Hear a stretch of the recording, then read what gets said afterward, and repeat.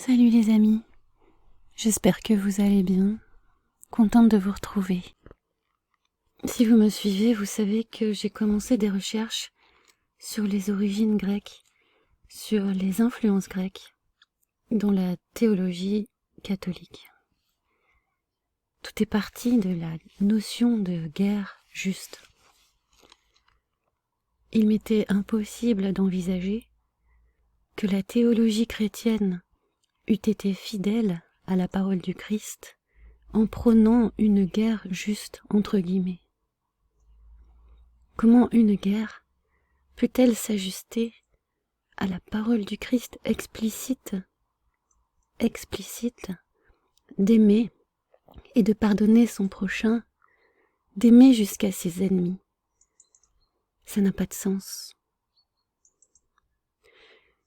Je me demandais alors d'où venait cette doctrine de la guerre juste, et je découvrais assez vite qu'on l'a rapportée à saint Augustin et saint Thomas d'Aquin, tous deux grands adaptateurs de l'hellénisme à la doctrine catholique. Pourquoi avoir voulu réconcilier la philosophie grecque avec le christianisme? Si je relis Platon et la République, j'y trouve le communisme, qui va jusqu'au partage des femmes, l'eugénisme, la pédérastie, c'est-à-dire l'éducation des enfants par la sodomie, la guerre, la misogynie, la sorcellerie, l'astrologie et le rationalisme, qui balaient la révélation. En quoi tout cela est-il compatible avec la doctrine chrétienne?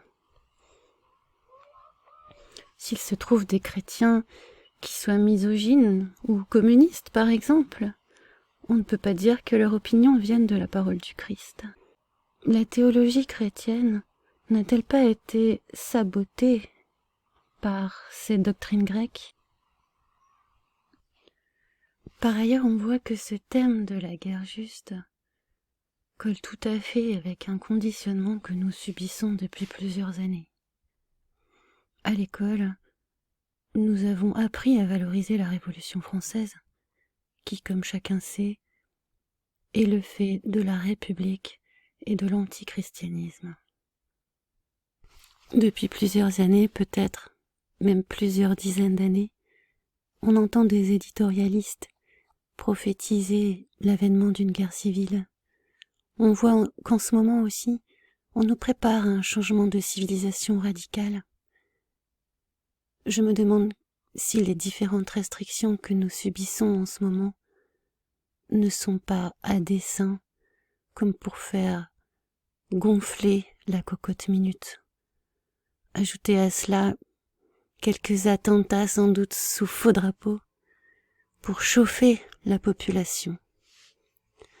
Par ailleurs, les grands médias comme Netflix mettent en avant des fictions où il est question de révolution, où il est question de révolte et de guerre.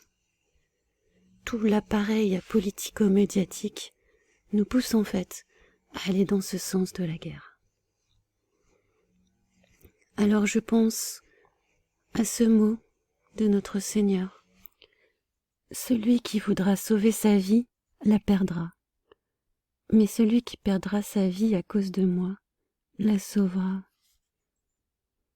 Je pense à ça aussi en voyant les gens faire la queue pour se faire vacciner contre la grippe. Tous ces gens qui sans doute dans quelque temps vont développer des symptômes ou vont peut-être même tomber malades. Peut-être même perdront-ils la vie.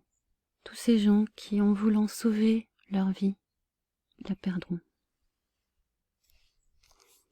Alors plutôt que de tomber dans le piège du diable, celui qui veut que coule le sang, celui qui désire que l'on s'entretue entre innocents, cherche où est ton démon pour te convertir. Assume tes erreurs, assume tes responsabilités, répare le mal que tu as fait et pardonne à ceux qui t'ont fait du mal. Et s'il existe une guerre juste, elle se situera là, et pas dans la rue, pas là où on t'attend, là où on veut que tu ailles. S'il te plaît, ne tombe pas dans ce piège. Je compte sur vous, je prie pour vous, je prie pour nous, et je vous dis à bientôt. Soyez bénis.